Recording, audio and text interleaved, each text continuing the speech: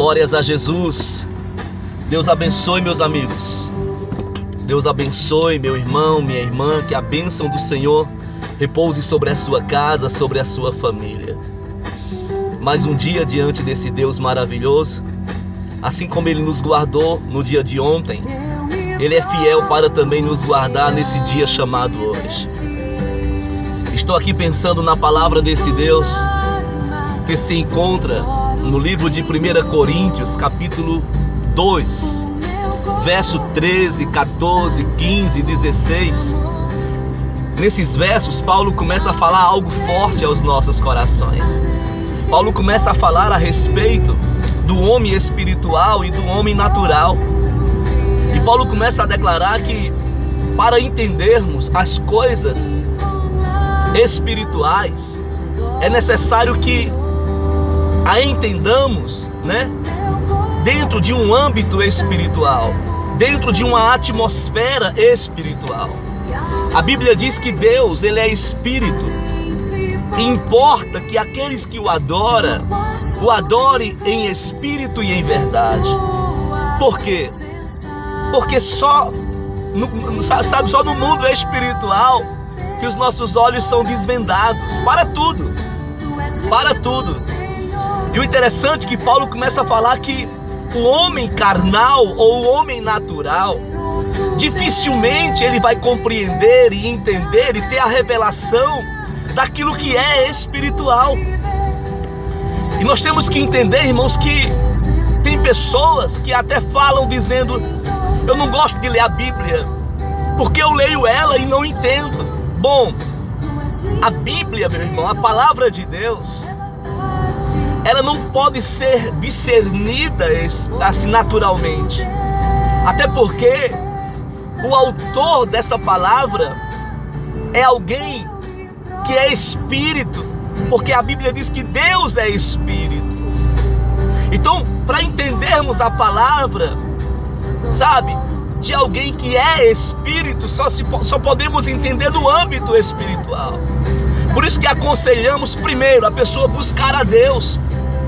Aí nesse texto diz Paulo que aquele que tem o Espírito de Deus, aquele que tem o Espírito Santo, ele consegue discernir todas as coisas. Por quê?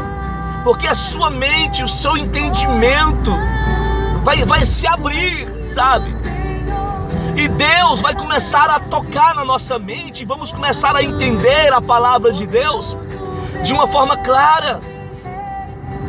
Aí ele começa a declarar mais embaixo, no verso 16, fala assim: quem conhece a mente do Senhor? É uma declaração de Paulo: quem conhece a mente do Senhor? Aí depois, para que possa instruí-la, aí depois ele faz uma afirmação dizendo: mas nós conhecemos. De que maneira? Porque nós temos a mente de Cristo. Aí você fala assim: o que é ter a mente de Cristo? Ter a mente de Cristo é como se fosse ter o coração de Cristo. Porque mentes, quando se fala de mente, se fala de conceitos. Então, ter a mente de Cristo é ter as palavras de Cristo. Ter a mente de Cristo é você andar em conformidade com a vontade de Cristo. Ter a mente de Cristo é você ser guiado pelo Espírito Santo. E ele começa a falar essas coisas. Sempre quando o Senhor nos permite que venhamos fazer visitas, e geralmente quando eu visito alguém, ao mesmo tempo que eu paro para ouvir a pessoa pela qual estamos visitando, mas no meu espírito eu começo a falar em línguas. Por quê? Porque eu preciso estar conectado com o Espírito Santo, para que o Espírito Santo comunique ao meu espírito o que é necessário ser feito naquela visita, qual a palavra que eu tenho que falar, qual o direcionamento da oração pela qual eu preciso orar, e sentir o ambiente. E é preciso eu estar conectado. Então há uma necessidade minha e sua, meu irmão, de estarmos constantemente conectados com o Espírito Santo de Deus. Não é simplesmente um sentimento de saber que O Espírito Santo, sabe, ele está aqui, mas é você entrar em contato, relacionamento, entendimento, alinhamento, sabe, é ter a comunhão com ele, ouvir a voz dele. Deixa eu dar um exemplo.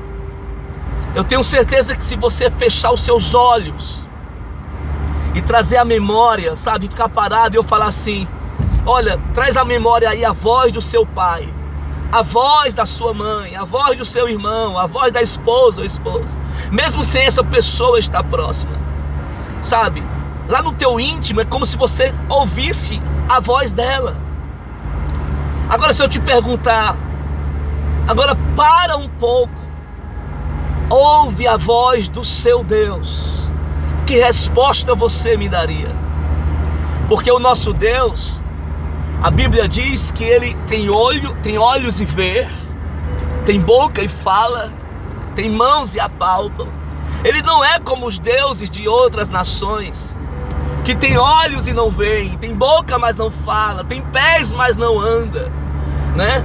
O nosso Deus é um Deus vivo, ele se comunica, ele fala conosco. Então, se eu falasse para você agora, pare um pouco, ouça o que Deus está te falando, qual seria a sua resposta? Aí você fala: pastor, eu não estou ouvindo nada. Então eu te aconselho, meu irmão, esteja alinhado com o Espírito Santo, busque mais a presença de Deus, porque o desejo do Espírito de Deus é falar conosco todos os momentos. Até porque o maior companheiro que eu e você temos é Ele. A maior certeza de uma presença constante em nossas vidas é Ele, porque Ele declara na sua palavra: eu estou contigo todos os dias até a consumação do século.